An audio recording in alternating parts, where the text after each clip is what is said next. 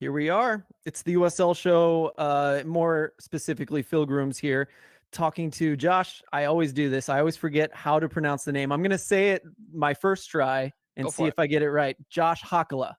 Oh, you're real close. Actually, I think people in Finland would be really impressed with you because I think that's actually how it's pronounced, but my family pronounces it Hakala.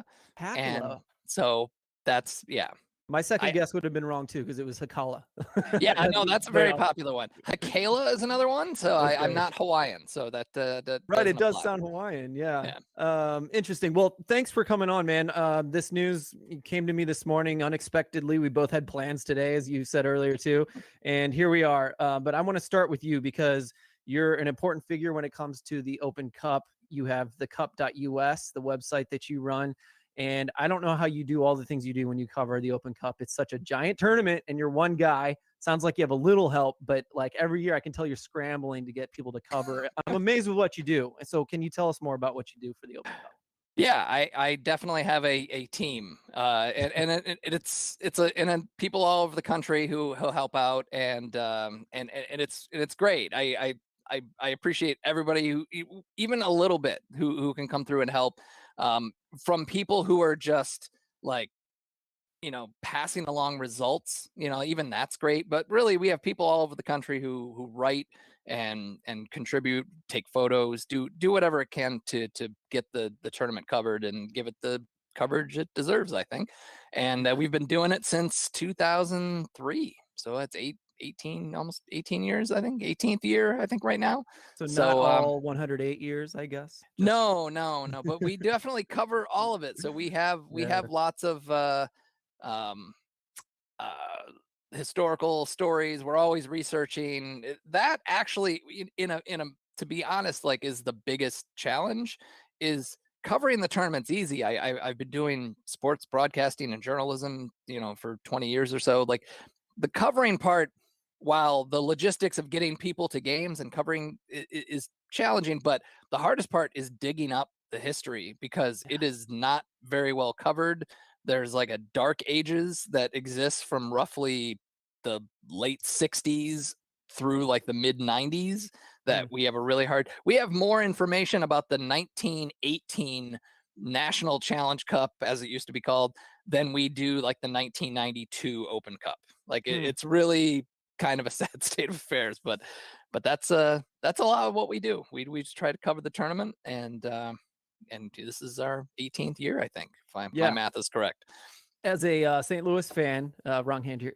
I really appreciate, like, on Twitter, I follow you guys. I retweet a lot of your stuff, and we've got a good Open Cup history. So of course, I'm paying close attention to those tweets that you do about the historical runs that different teams do from around the country. It's really awesome. Really Yeah, enjoy what I you almost do. feel like I'm pandering to St. Louis people, but it really is just the fact that there were so many St. Louis teams that made big impacts in the 20s and 30s, I'm just tagging like the same handful of like St. Louis accounts, like, hey, by the way, another, on this day in history, another St. Louis team. In fact, I think we had one today. It's Sticks, Bear, and Fuller won their second U.S. Open Cup on this day back in Yeah. 34, I think it was. So yeah, there's a lot of history there, and I'm glad to see professional soccer come, within recent years, and now a Major League Soccer team finally. So that's pretty exciting. It is, and not so exciting, but historical. Unfortunately, is that this year will be canceled. It's been confirmed by U.S. Soccer. They just made a release that's right in front of me. We read a little bit of it, but that it's phrased in a way that says it's not going to happen this year. There's a chance it could happen this year. It doesn't sound too positive, but for as far as we know right now, it's not going to happen in 2021, as well as last year, 2020, the first year it's ever been canceled in its 106-year run up until last year. Yeah, it's disappointing, but not unexpected. I Mm. think most of us pretty much thought. I thought when they put it down to 24 teams, I was like, boy, that's a big cut in teams, going from 100 to 24. And we still have a pandemic to deal with, and there's Mm. a lot of logistical challenges there, financial challenges. So when they put down to 16, I mean, I was on Jason Davis's show on Sirius XM, and he asked me this same thing, like, "What do you think? Do you think this is going to happen?" And I was, I really don't. I don't Hmm. think they're going to pull this off. Like, not because they can't, but it's just at this point, 16 teams. It's just almost not worth it, I guess is Hmm. the best way to put it. Like it's there's only 2 amateur teams, and I feel like with all the challenges it's going to be for those 2 teams, although FC Golden State Force is pretty well funded, I would think. But they, they have a professional team attached to them and everything. But I really think that it's just not worth trying to. I mean, if you're really trying to sell the tournament to new fans, they're like, hey, here's this 16 team tournament, and like would they get excited about it? Like, I don't know if it's the best pitch Yeah. to new fans is Well, to.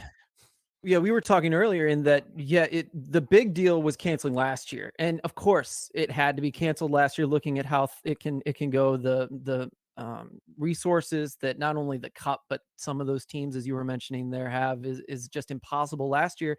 And that ended the run, that 106-year run that guys like you and I are just in love with the cup and its history and its romance.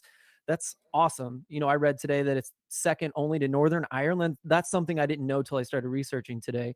Yeah. And so, for it, maybe last year, a 16 team Open Cup, just to keep it going, to keep that run going, might have been worth it. But obviously, it was the right decision last year. And so this year, that streak's gone. Why force it if you can't do it right? I can understand that viewpoint for sure.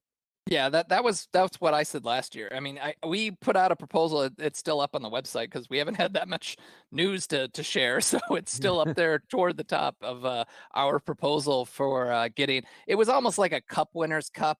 It was really just a pure just to keep the streak going thing, even though there's like a couple dozen of us that care about the streak. Like I Yeah, don't think it's a thing that soccer fans around the country wake up thinking about. But it's true. for me, like being the second longest running tournament in the world, like we don't have a lot of claims to fame in American Mm. soccer. Like we had that game against England, and we've got the first hat trick in a World Cup. Like we've got a couple things, but as far as like that's an ongoing thing that shows that this tournament had, or this country has more than 100 years of history, and I think that's really cool. I think maybe the next generation or future generations will appreciate something like that. Yeah. But the streak ended. So they Yeah. and I would have loved to have seen just like a bare bones tournament, kind of like what we proposed, which was not unlike what they are planning to do now, but doing it last year. And I understand things were worse last year, but I was like, you were still playing league games. So clearly you had some motivation to still play games. So like it could have been done in a few weeks, and it would have been nice to keep the streak going. But now that it's done, I'm really kind of in the camp of like, hey, like let's just come back strong in 2022. Yeah, and I think it's no secret that I'm punching above my weight class with this breaking of this news, and so I've never seen this many mentions and replies and people's thoughts on something such a big deal. And so, yeah, I'd say that something that a lot of people are responding with today is it wasn't an Open Cup anyway. So what was the friggin' point? And so I do get that. I disagree because I love the Open Cup so much that if we could swing anything, and we'll get to this later. I think there's a very important reason maybe we should have tried to have this cup, but I do understand that thought process that this is no longer open. Not everyone could get in. Those bottom of the wrong teams cannot be a part of this anymore after they lowered down to 24 and 16. So I understand that thought process, and it's called the Open Cup. That's its name. That's its purpose. Otherwise, it would be just fine to have MLS champion or USL championship, NISA champion, but there's no pro rel in this country, as many people like to talk about. So Yep. the Open Cup, it's very important in that way, and taking away the lower rung teams kind of takes that away. And so I understand that. Yeah, I tell people all the time who aren't soccer fans, and this is almost like a, a story I've told everybody. I feel like throughout my life, I've been a big fan of this tournament to obviously a very high degree, and I tell people about it who aren't soccer fans, and I say, imagine if, to use local references, like if the Lansing Lugnuts single A baseball team could play against the New York Yankees in a tournament, like how cool would that be? And Hell they yeah. just like, that sounds awesome. And then I was like, let's take it a step further, and let's say me, you, and like, to keep with the baseball reference, like me, you, and like 15 other guys get a team together. We join like a rec league, and like then we can play against the Yankees if we're good enough. Mhm. That kind of blows their mind a little bit. And so I think that alone makes me think that if marketed properly, this could be a tournament that would capture it wouldn't be like a thing that non-soccer fans would tune in to like in the qualifying stages or anything, but like that fourth round when it's all or mostly like Mhm. MLS versus lower division teams, like it doesn't get any better. That's like the first weekend of the Mhm. NCAA basketball tournament when it's like, that 15 seeds giving that 2 seed a scare, and and or whatever. Like there's tons of that. And I feel like even like I know people who watched college basketball, watch March Madness for that opening weekend. They don't care about basketball the rest of the year, but they tune in for that because of the drama and everything, and they got their brackets. And so I feel like the Open Cup could be that if, if marketed properly. Yeah, I think we're going to end on that actually. We'll bring that right back, but I do want to cover this thought because this is the next biggest response that I got was Atlanta United. Are they going to be the shoe-in? Last year they got it because they were the 2019 champions, but 2020 was canceled. They got to continue as the CONCACAF Champions League designated team to play from the Open Cup champion spot, let's say. So what do you think? Are they the shoe in this year again? Do they get the three for for the U.S. Open Cup? I mean, they're gonna have to determine it some way. I mean, Yeah. I did like the fact that Newtown Pride got in as the Amateur Cup champion. I mean, there was it was obvious they got the better odds of getting in. Mm. I did like that because at least they won a trophy. And I feel like if going back to our Cup Winners' Cup idea from a year ago, like I was like, at least these teams have won trophies, so Mm. they've sort of earned their way in. And while it's not open, but it's at least a tournament that involves all levels of American soccer. So I I mean, it really when you get to the MLS level, like you have to determine it some way. And Yeah. I guess if you got a trophy, sure. And if you're the defending champion, sure. I mean, Mhm. I don't have a problem with that. It should mean something, even though I mean nobody plans for a pandemic to happen. So I Yeah. guess let the defending champs get in. I mean they'd be one of 8. So Of assuming this happens, of course, which is not course. a sure thing, as we've Yeah. talked about. Yeah, and there aren't many other options. I guess you could just throw another MLS team in there based on some kind of ranking idea. Some people have said just throw a USL Championship team in there, whoever the champion is, just for fun. I'm a USL guy, so of course I'm gonna mention that one, right? Sure. But yeah, there's no good way to go here. I'm betting it's Atlanta United for one more year, and hopefully for the last year. I don't want to keep this going. Any other thoughts on that before we kind of finish up? Yeah, I just hope that it happens at some point. I don't think that it's as I said worth doing for the 16, but if it happens, great. It'll be fun for a month or whatever it is that it'll take to play it. But I just maybe it'll add a little extra to have that points per game situation with MLS teams, like a certain cutoff date. It might add it gets a few mentions, Mhm. for on the MLS broadcast to say, hey, this game counts, and so that might be a plus. But I don't. We'll see what happens. As I said, I don't think it looks good Yeah. because the schedule is only going to get more crowded as the summer goes on. So it's going to be tough.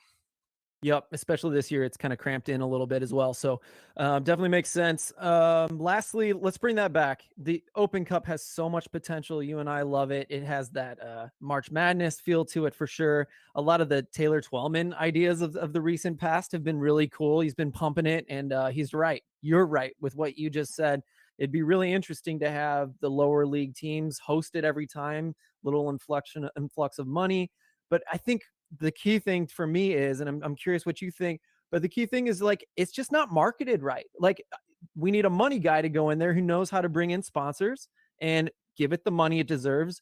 Get someone who knows what they're doing with money to run it and with maybe PR and getting stuff on TV and just get it on ESPN Plus and make it a bigger deal than it is now. Maybe it can grow to be something even bigger than ESPN Plus in 10, 20, 30 years as soccer grows in the United States, as it is, right? What do you Yeah. think?